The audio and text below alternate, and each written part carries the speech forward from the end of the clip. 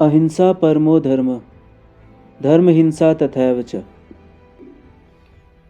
एक ऐसा देश जो दुनिया में सबसे ज़्यादा न्यूक्लियर वेपन का दर्द सह चुका है, आज वही देश अपनी सुरक्षा के लिए उसी हथियार के बारे में सोचने पे मजबूर दिख रहा है। Will Japan develop a nuclear bomb by 2028? Hi everyone, welcome to the World Affairs with मान।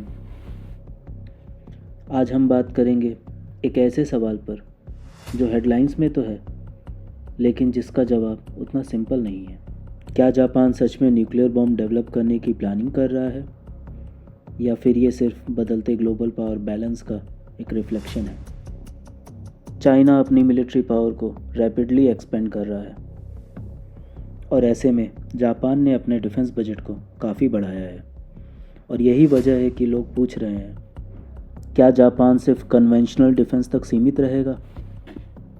हेनरी किसिंजर के अकॉर्डिंग जापान एक ऐसा देश है जिसके पास न्यूक्लियर वेपन बनाने की पूरी कैपेबिलिटी है, और अगर जियोपॉलिटिकल सिचुएशन कभी फोर्स करे तो जापान बहुत कम समय में न्यूक्लियर वेपन बना सकता है। जापान ऑफिशियली न्यूक्लियर वेपन के खिलाफ है। जापान फॉलो करता है 3 non nuclear principles: no production, no possession, no introduction. Japan हमेशा न्यूक्लियर रिस्ट्रेंट की पॉलिसी फॉलो करता आया है। हिरोशिमा और नागासाकी के बाद जापान ने दुनिया को ये दिखाया कि पावर का मतलब हमेशा हथियार नहीं होता। जापान ने अपनी सिक्योरिटी को डिप्लोमेसी, अलाइंसेस और इकोनॉमिक स्ट्रेंथ के थ्रू बिल्ड किया, न कि न्यूक्लियर बॉम्ब के थ्रू। आज का जियोपॉलिटिकल एनवायरनमेंट बदल रहा है, रीजनल थ्रेट बढ़ रहे हैं, पावर बैलेंस शिफ्ट हो रहा है, और इसी प्रेशर के बीच जापान के न्यूक्लियर रेस्ट्रेंट पर भी सवाल उठने लगे हैं। लेकिन एक रियलिटी है जिससे हम सब अवेयर हैं। जापान टेक्निकली दुनिया के सबसे एडवांस नेशन में से एक है। उसके पास एडवांस न्यूक्लियर टेक्नोलॉजी है, सिविलियन न्यूक्लियर इंफ्रास्ट्रक्चर है, और हाईली डेवलप्ड मिसाइल और स्पेस प्रोग्राम भी है। एक्सपर्ट कहते हैं अगर जापान कभी डिसाइड करे तो वो 1 से 2 साल के अंदर न्यूक्लियर वेपन डेवलप कर सकता है। याद रखें, कैपेबिलिटी होना और इंटेंशन होना दोनों अलग चीज़ें हैं।